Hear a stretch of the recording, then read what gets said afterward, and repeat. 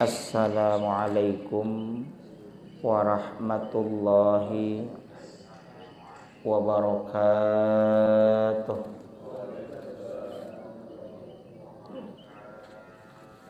Innal hamdalillah nahmaduhu wa nasta'inuhu wa nastaghfiruh wa na'udzu billahi min syururi anfusina wa min sayyiati a'malina.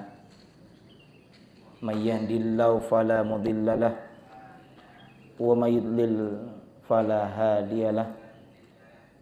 Asyhadu an la ilaha illallah wahdahu la syarikalah wa asyhadu anna sayyidana Muhammadan abduhu wa rasuluh la nabiyya ba'dah. Allahumma salli wa sallim wa barik ala sayyidina Muhammad wa ala alihi wa sahbihi ajma'in. Amma ba'du. Subhanaka la ilma lana illa ma 'allamtana innaka antal alimul hakim. Rabbi syrah li sadri wa yassir li amri wahlul 'uqdatam min lisani yafqahu qawli. Rabbi zidni ilma warzuqni fahma birahmatika ya arhamar rahimin. Yang kami muliakan para asatidz, para hujjaj, para sepuh bini sepuh jajaran Dewan Kemakmuran Masjid Al-Muttaqin, yang mudah-mudahan senantiasa ada dalam rahmat dan ridho Allah Subhanahu wa taala. Teriring doa semoga para bapak, saudara sekalian ada dalam keadaan sehat walafiat, sehat lahir dan batin. Puji dan syukur mari sama-sama kita panjatkan kehadirat Allah Azza wa Jalla yang senantiasa menganugerahkan segala karunia nikmatnya kepada kita. Utamanya adalah nikmat iman, nikmat Islam, nikmat sehat wal afiyah. Juga tidak lupa pula tentunya adalah nikmat waktu luang. Alhamdulillah. Salawat beriring salamnya semoga senantiasa tercurahkan kepada insan teladan sepanjang zaman yang membawa umatnya minadh dhulumati ilan nur, dari zaman jahiliyah menuju zaman islamiyah. Beliau adalah Rasulullah Muhammad sallallahu alaihi wasallam. Juga teruntuk keluarga beliau, para sahabat beliau, para tabi'in, tabi'ut tabi'in, atba'ut tabi'in, hingga kita sekalian yang sedang diajar taat akan syariat dan menghidupkan sunnah-sunnahnya. Semoga kelak mendapatkan syafaatul uzma dari beliau di yaumil akhir nanti. Amin ya Allah ya Rabbal alamin. Mengawali pengajian pada kesempatan Ahad, hari ke-22 daripada bulan Dzulqa'dah 1444 Hijriyah, bertepatan dengan 11 Juni 2023 Miladiyah. Mari kita awali pertemuan ini dengan membaca suratul Fatihah. Semoga dengan keberkahan suratul Fatihah kita mohonkan kepada Allah Ta'ala untuk kita maupun saudara-saudara kita yang sedang terbaring dan menderita penyakit apapun itu, semoga diberikan kesembuhan dengan segera, diberikan kekuatan, kesabaran, ketabahan, dimudahkan biaya berobat dan kembali sehat seperti sedia kala.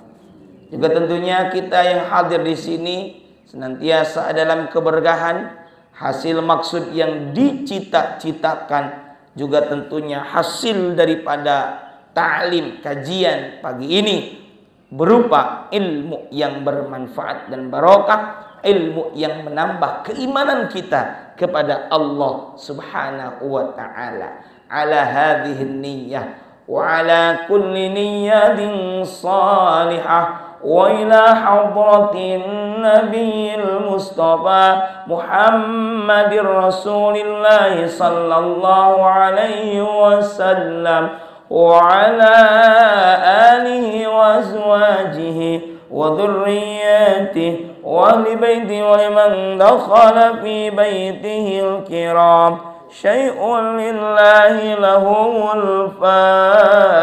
الفاتحة. أعوذ بالله من الشيطان الرجيم. بسم الله الرحمن الرحيم. الحمد لله رب العالمين الرحمن الرحيم مالك يوم الدين إياك نعبد وإياك نستعين اهدنا الصراط المستقيم صراط الذين أنعمت عليهم غير المغضوب عليهم ولا الضالين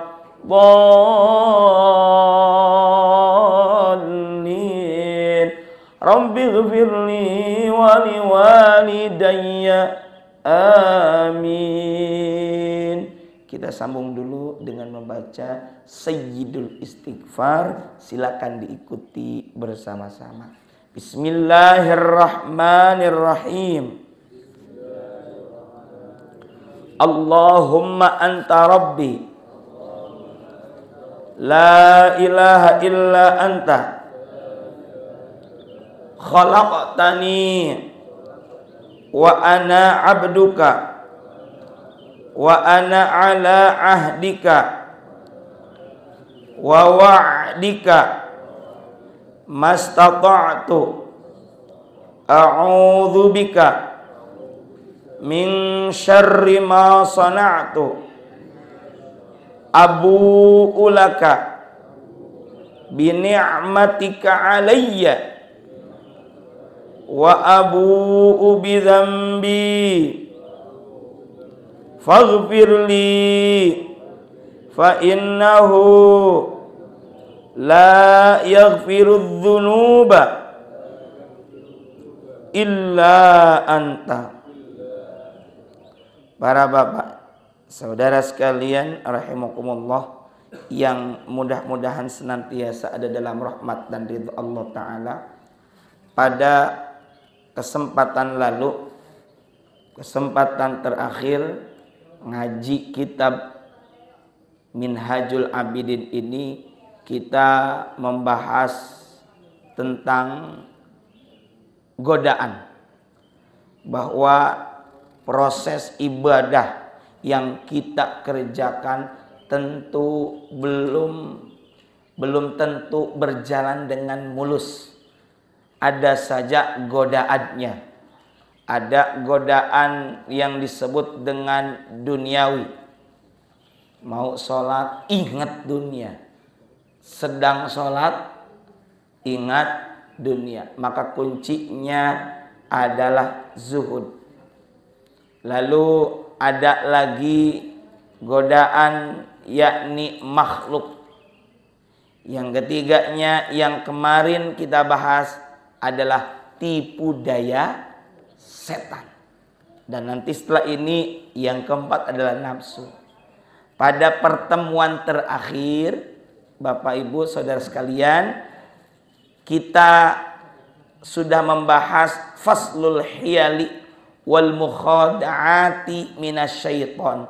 Pasal yang membahas berbagai muslihat dan tipu daya setan. Setan akan menggoda kita melalui 7 metode atau 7 macam. Yang pertama, masih ingat Pak? Setan akan menggoda kita dalam bentuk melarang kita melakukan ketaatan. Ini memang sudah menjadi tugas pokok siapa? Setan. Karena memang setan sudah minta kesempatan kepada Allah diberikan tenggat waktu untuk menggoda anak cucu Nabi Adam. La'atiyannahum, kata setan atau iblis, la'atiyannahum, la di sini taukid, penegasan, sungguh aku akan mendatangi mereka min baini aidihim. Setan akan mendatangi dari mana? Ini kata setan, Pak. La'atiyannahum, sungguh aku akan datangi mereka min baini aidihim, dari hadapan mereka, dari depan atau dari muka. Kemudian wa min khalfihim, dari belakang mereka.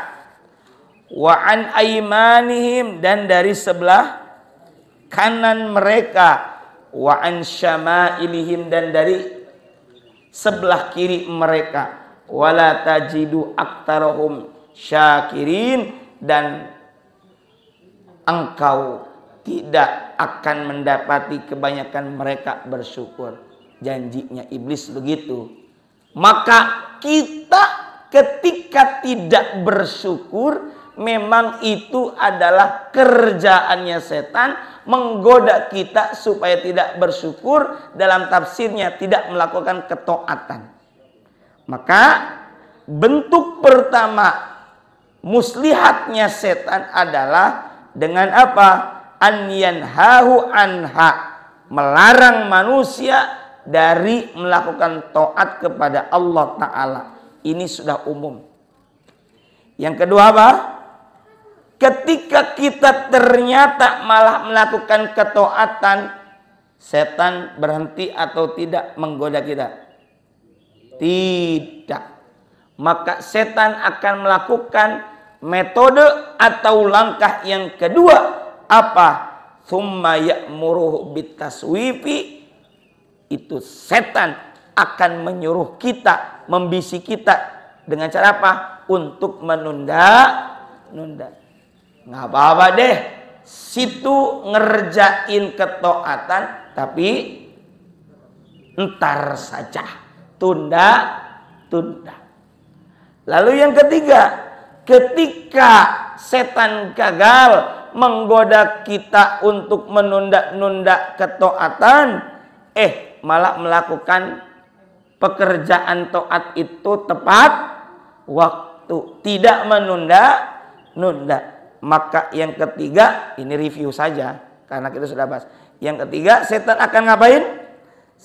Ya'muruhu bil ajalati, setan akan menyuruh manusia, situ boleh mengerjakannya tepat atau di awal waktu, tapi setan akan menyuruh manusia bil ajalati, untuk terburu-buru, tergesa-gesa. Bedakan antara menyegerakan dengan tergesa-gesa. Lalu yang ketiga, setan nggak lulus menggoda manusia. Ternyata sang hamba atau kita mengerjakannya dengan awal waktu dan tidak tergesa-gesa. Maka yang keempat, setan akan menyuruh apa? Bi'itmamil amali. Yaudah, sempurnakan amal yang kamu kerjakan, sempurnakan ketaatan yang Anda akan lakukan, ya. Tapi apa? Muro'atan linnasi, dalam rangka muro'ah, riya. Apa riya?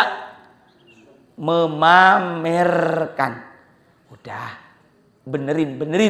Situ punya amal, benerin, supaya orang bisa melihat bagusnya amal, bagus dan sempurnanya ketaatan yang kamu kerjakan. Entar kalau orang melihat amal yang kamu kerjakan tidak sempurna, entar malu.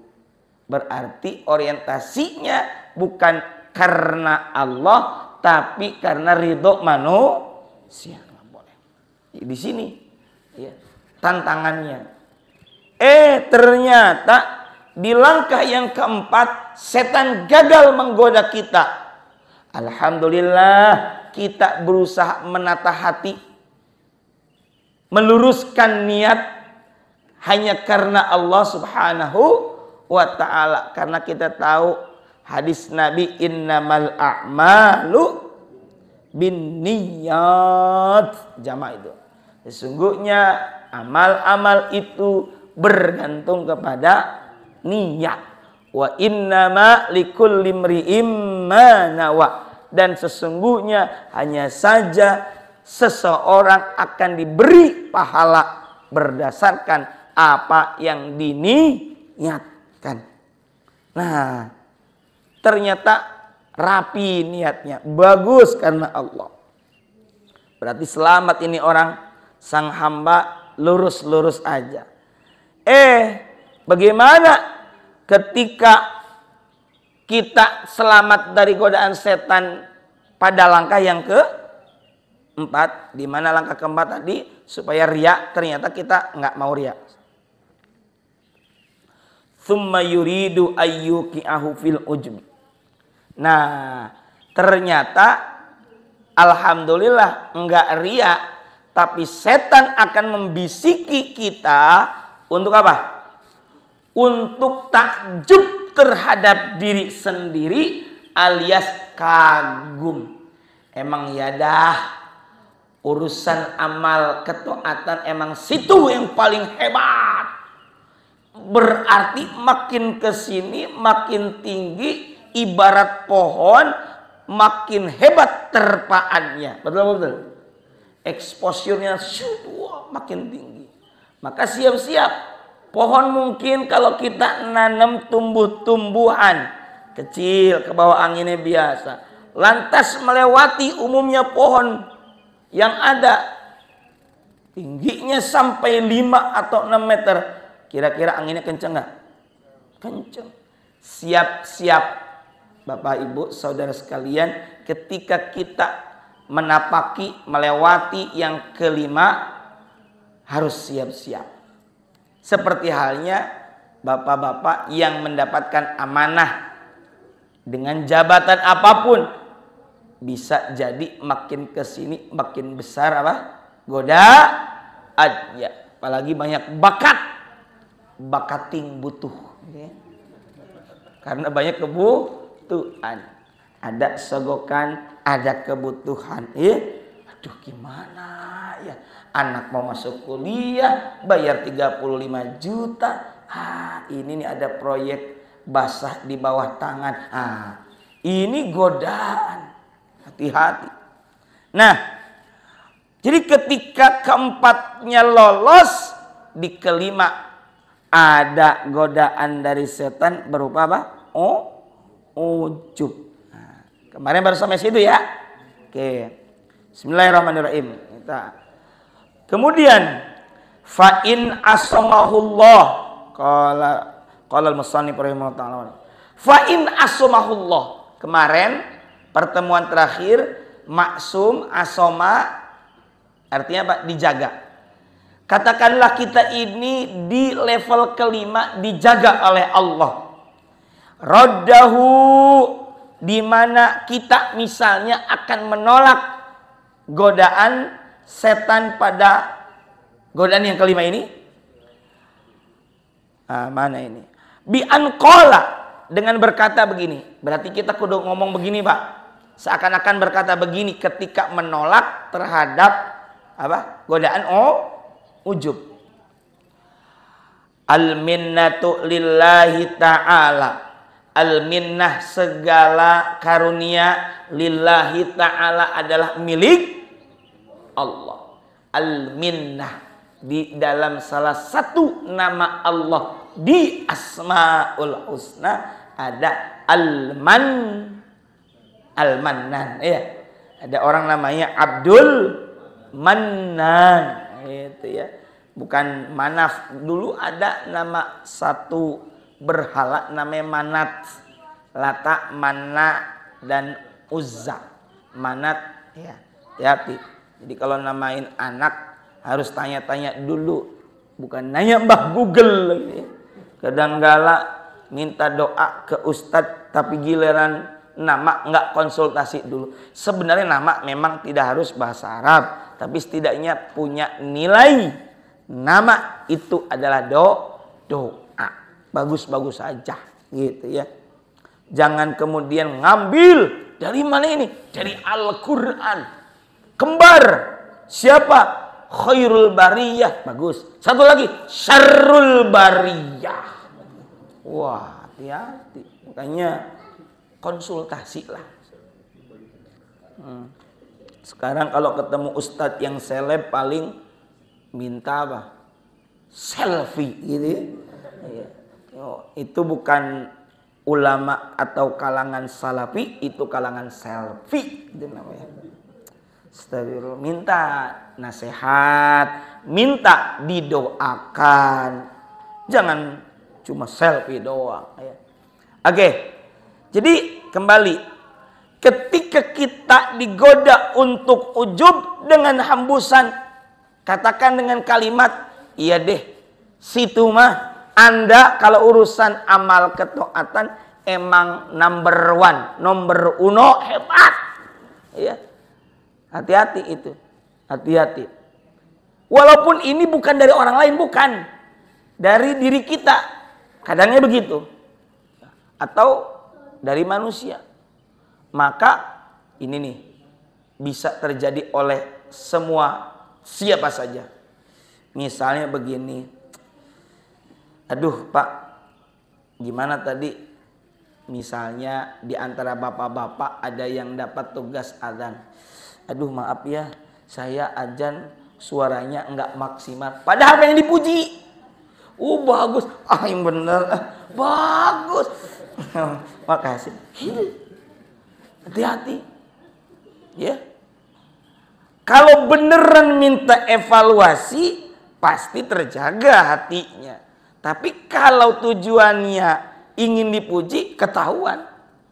Lah urusan begitu masih udah khatam. Dulu ketika awal saya mulai di dunia dakwah, saya nanya, pernah begitu? Jujur aja.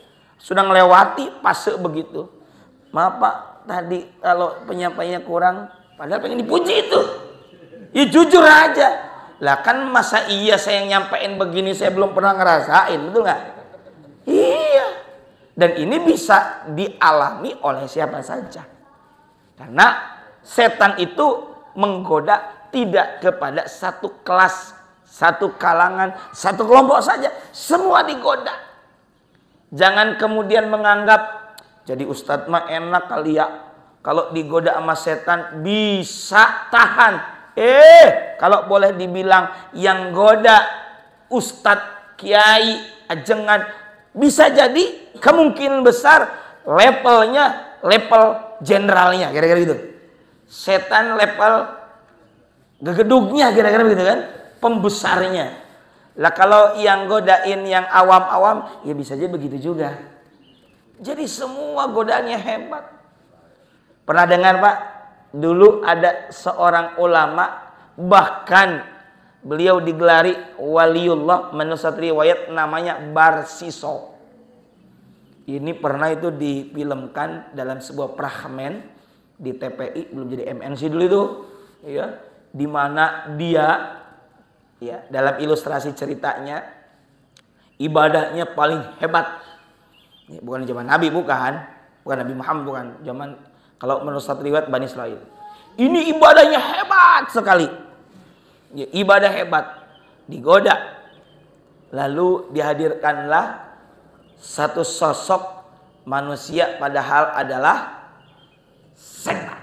Ya. Menampilkan dengan rupa ibadah yang hebat. Lebih hebat dari Barsiso.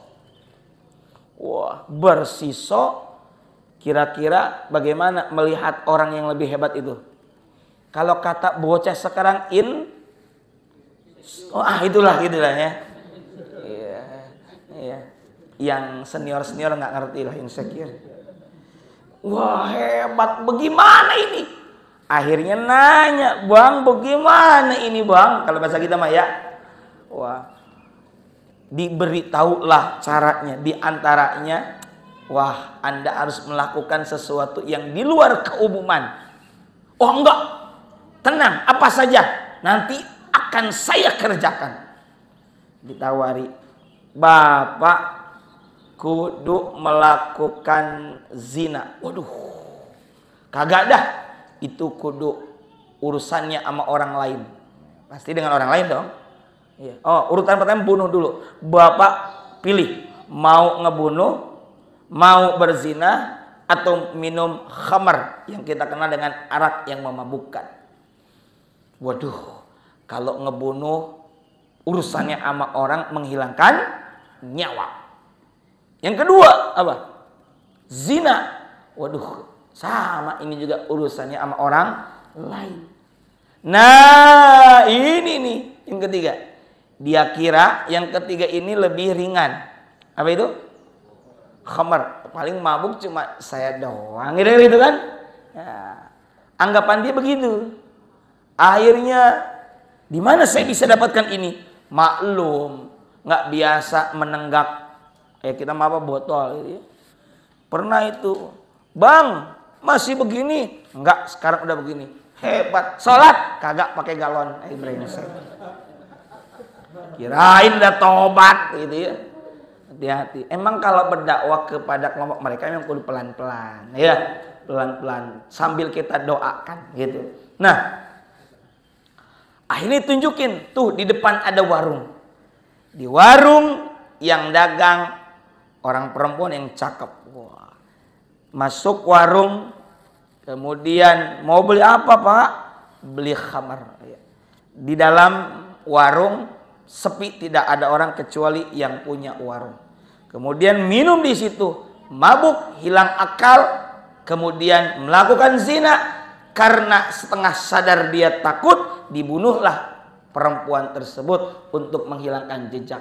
Akhirnya 3 perbuatan dosa ini dikerjakan oleh Barsiso. Dan kemudian orang menangkapnya, rame-rame menghukumnya dengan hukum rimba tentunya. Ketika diikat, dia mencari sosok yang tadi dia anggap guru. Kemana? Ketika itu dia menampakkan diri. Barsiso berkata, bang, gimana ini? Saya pengen bebas. Ya udah, kamu cukup aja tundukkan kamu punya muka sebagai bentuk kamu iman kepadaku. Des, saat itu meninggal dunia, mati dalam keadaan su'ul khatimah. Ini godaan. Jadi jangankan bahasa Indonesia, alih-alih orang pintar, alih-alih jangankan orang yang punya orang awam ya, orang yang punya ilmu atau orang alim saja bisa terkena godaan setan. Jadi di sinilah kita pentingnya untuk mawas diri. Nah, maka ketika menggoda di level kelima supaya ujub, ya kita mah kayaknya jangankan ujub, di level keempat juga atau level kedua untuk menunda-nunda, kayaknya kita udah gagal kayaknya. Betul nggak? Kayaknya, tapi nggak, insya Allah bahwa mah soleh di sini semua ya. Amin ya robbal alamin. Buktinya sholatnya cuma 5 waktu dalam sehari gitu ya. Jangan lama-lama gitu ya. Kemudian ketika digoda tadi akan berkata begini, al minnatu lillahi ta'ala fi dzalika duni fahuwallazi khassani bitaufiqihi wa ja'ala li amali qimatan azimatan bi fadli. Aduh, segala karunia anugerah dari Allah Subhanahu wa taala. Saya bisa beramal itu bukan karena kemampuanku. Bukan. Istilah kata yang kelima ini, alih-alih mau ujub, yang ada ia malah mengakui dirinya tidak punya dan tidak bisa apa-apa kecuali anugerah dari Allah Subhanahu wa ta'ala. Singkatnya, ketika dia ada yang memuji atau bahkan tertiup tiupan ujub, singkat kata dia akan berkata, la haula wala quwwata illa billahil aliyyil azim. Kata Al-Imam Abdullah bin Mas'ud, satu riwayat mengatakan, apa makna dari kalimat hauqalah tersebut? Namanya kalimat hauqalah, la haula itu.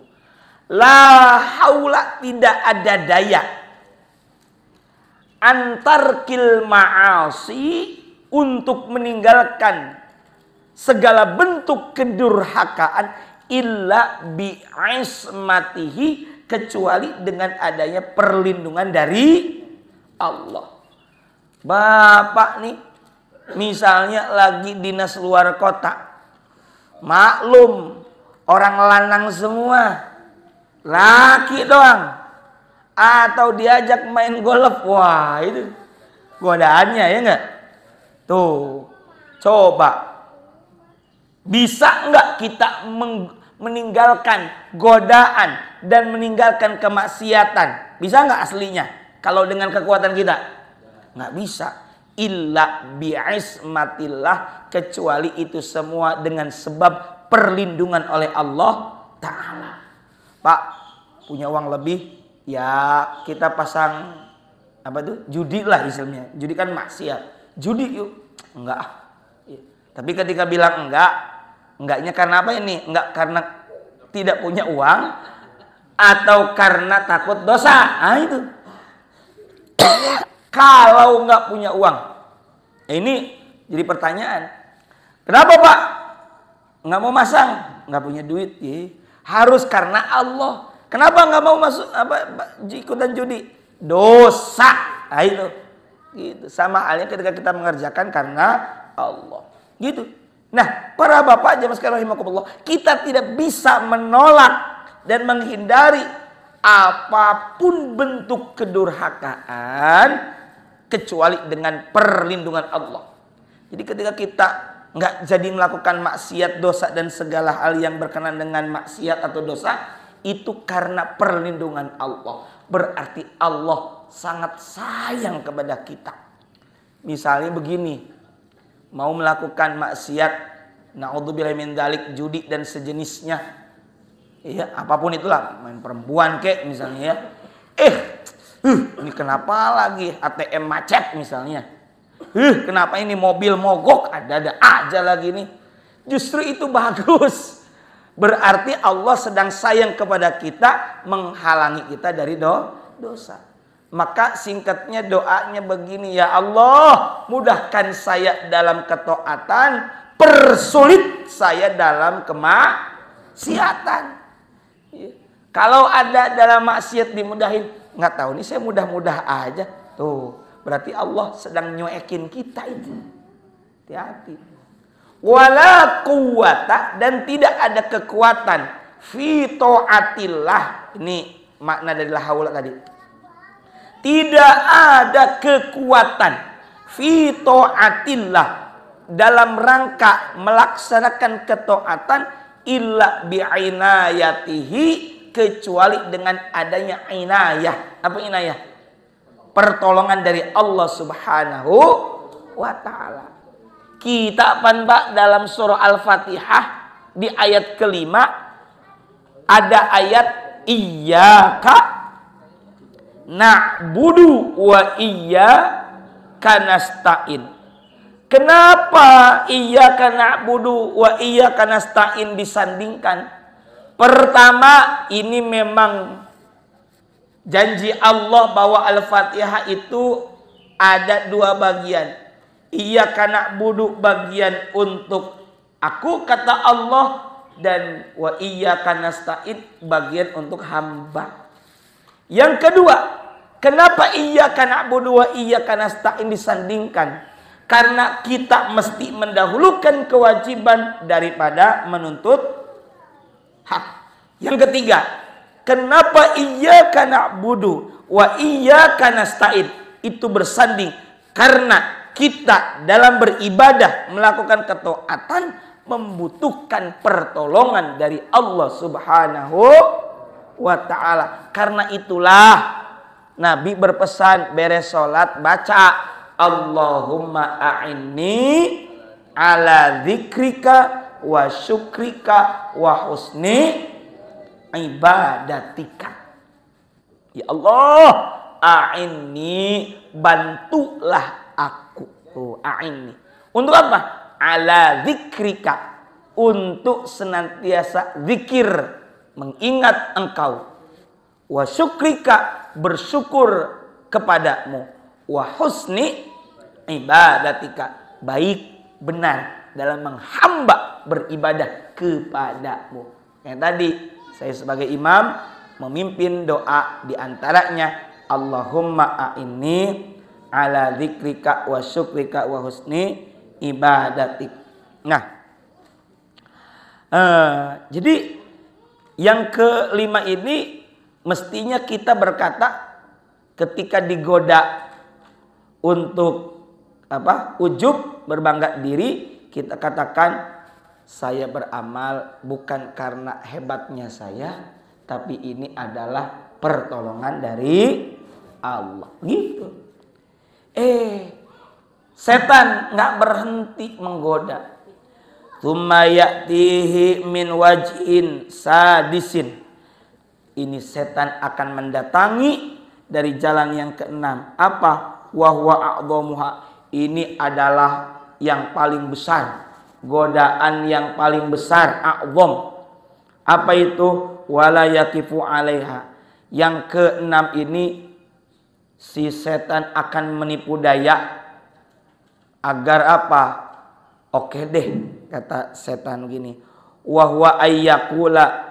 Setan berkata begini, ijtahid anta. Sungguh-sungguhlah Anda dalam beramal, melakukan ketaatan. Fisirri, dalam keadaan rahasia.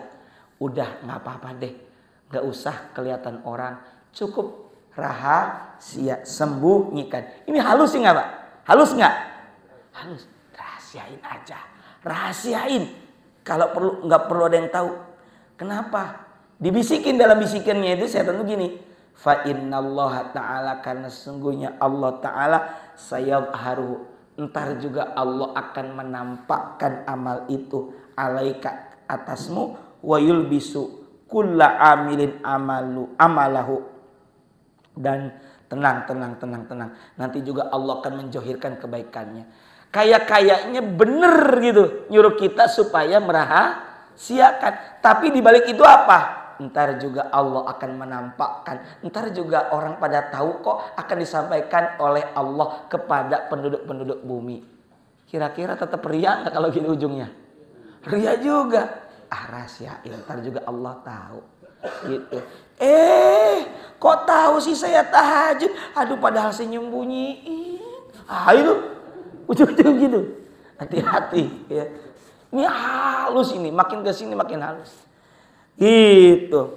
Wa arada bidzalika dorban minar riya. Padahal kata Imam Ghazali, setan dalam konteks ini bertujuan dengan ucapan tadi itu nyuruh kita rahasiakan amal, padahal tujuan adalah dorban minar riya, termasuk salah satu bentuk dari sikap riya, ingin dipuji, cek sundana hayang kaalem. Iya. Justru puncak dari kehancuran ketika kita mengharapkan ridho nas, ridhonya manusia. Padahal sebaik-baik puncak dalam ibadah adalah manakala kita menjadikan ibadah itu dalam rangka libtigo imardotillah, menggapai ridho Allah Subhanahu wa ta'ala. Terakhir, fa in asamahullahu ta'ala raddahu bi an qala, maka jika kita ini dijaga oleh Allah dari godaan yang keenam, supaya merahasiakan ibadah kita, tapi tujuannya entar juga akan ada upaya Allah menjohirkan, menampakkan ibadah kita, itu riya. Kita selamat nih dari level ke-6, dari ujian godaan yang ke-6 oleh setan. Kemudian kita berkata, ya mal'un, hei yang dilaknat, maksudnya setan. Ilal an, kamu ya sampai sekarang, kunta ta'tini min wajib sadi amali, kamu datang dari jalan merusak amalku supaya riya. Karena ketika kita beramal lantas riya, rusak itu. Makanya ada ayat begini.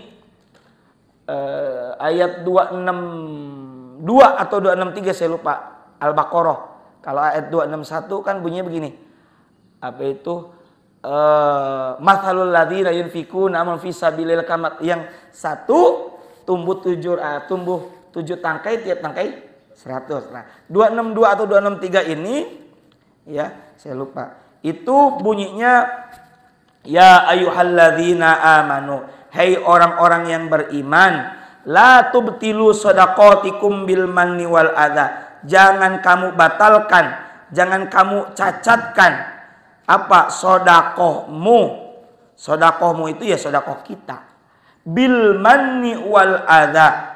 Dengan apa? Bil manni, dengan menyebut-nyebut, wal adza, dan menyakiti. 264 ya.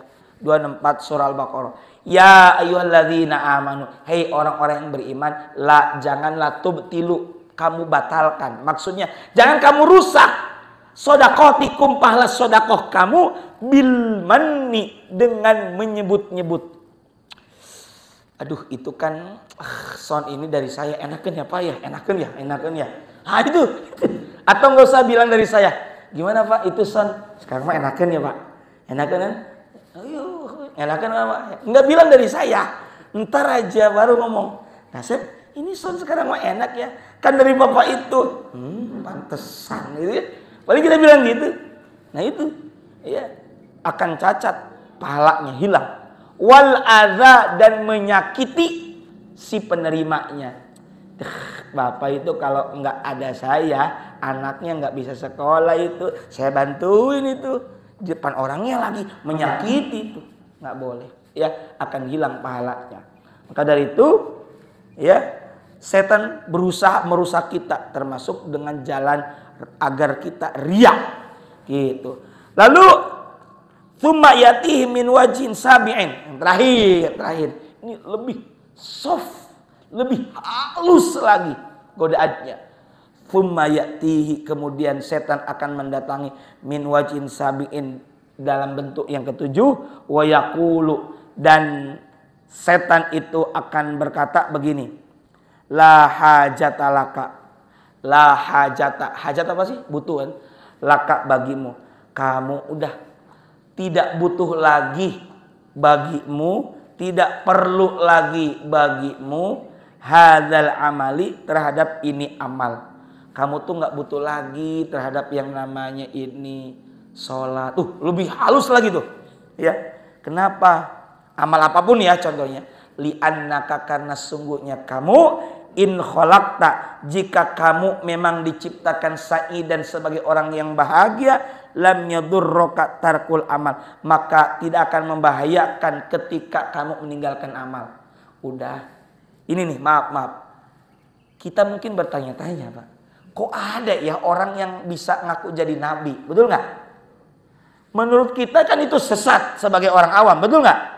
Menurut dia bisa jadi setelah melewati berbagai fase. Ya, ada suara hati, ini sepertinya adalah suara Tuhan. Kamu adalah nabi, bisa ya gitu ya. Saking hebatnya amal. Lah, emang dulu bagaimana tuh yang dulu mantan atlet pebulu tangkis apa? Voli. Yang kemudian di Bogor, di Pamijahan, iya enggak? Saya nggak usah sebut nama, Musadek lah. Itulah namanya gitu ya. Ya. Iya enggak? Orang mah pulang dari Bogor bawa talas Bogor, dia bawa wahyu. Itu kan? Jangan sampai begitu ketika kita sangat taat, sangat melakukan kebaikan, tapi sayang kita di level 7 ini kita terhembus, terbisiki oleh setan, merasa kita ini hebat. Ya. Atau mungkin kita enggak lah kalau ngaku jadi nabi. Mungkin akan dibisiki begini. Udahlah, situ ini berdasarkan dari Imam Ghazali ya. Situ kalau memang diciptakan oleh Allah untuk selamat, udah kamu andai kata ninggalin amal nggak akan ngaruh. Sebaliknya, ya, sebaliknya, wa in khalaqta syaqiyan lam yanfa'ka fi'lu. Artinya apa? Situ kalau emang diciptakan, ditakdirkan celaka, nggak akan manfaat situ melakukan amal, gitu. Karena itu udah biasa be, santai-santai saja. Ini yang bisa membahayakan kita. Itulah 7 tipu muslihat setan. Makanya kita senantiasa berlindung kepada Allah Subhanahu wa taala. Makanya di sini terakhir kita dipesankan oleh Imam Ghazali untuk apa? Di sini mana ya? Kita diingatkan untuk minta perlindungan kepada Allah Subhanahu wa taala supaya kita tidak terjerumus. Ini kis alaihi sairal ahwali wal af'ali wasta'in billahi taala wasta'id bi. Berupayalah, berusahalah ya dalam semua kondisi dan perbuatan serta mohonlah pertolongan kepada Allah Subhanahu wa taala agar dijaga oleh Allah. Di antaranya apa? Kita baca ta'awud, a'udzubillahi minasyaitonir rajim. Baca rabbi a'udzubika min hamazatis syayatin wa a'udzubika rabbi ayyadurun. Ini saja mungkin para bapak jamaah sekalian rahimakumullah. Kalau lupa 7 perkara itu, ini sudah tersimpan di live streaming YouTube-nya juga Masjid Villa Bogor Indah. Ya masa yang hadir segini 20-an lebih 30-an, ini cuma subscribernya cuma 10, dukung dong ya. Ya supaya bisa ditonton, dinikmati juga dan manfaat untuk banyak jamaah. Kalau di rumah ada anak, ada istri kan bisa dengerin lagi kajian-kajian yang di live streamingkan oleh channel YouTube-nya Masjid Al-Muttaqin VBI itu ya. Mudah-mudahan ada manfaat dan barokahnya. Insyaallah pertemuan selanjutnya kita akan membahas rintangan keempat adalah hawa nafsu. Ini saja yang bisa kami sampaikan. Rabbana anfa'na bima 'allamtana, Rabbi 'allimna alladhi yanfa'una, Rabbi faqihna wa faqih ahlana qarabatil lana fi dinina ma'alil qutri untha wa dzakar wa hasbunallah wa ni'mal wakil wa la haula wa la quwwata illa billahil aliyyil azim wa sallallahu ala sayyidina Muhammad wa ala alihi wa sahbihi wasallam walhamdulillahi rabbil alamin. Mohon maaf atas segala kekhilafan, kealpan, kekurangan. Yang benar mutlak dari Allah, yang salah tentu dari kekhilafan al-fakir. Subhanakallahumma wa bihamdika asyhadu an la ilaha illa anta astaghfiruka wa atubu ilaik. Wallahul muwaffiq ila aqwamit thariq. Wassalamualaikum warahmatullahi wabarakatuh.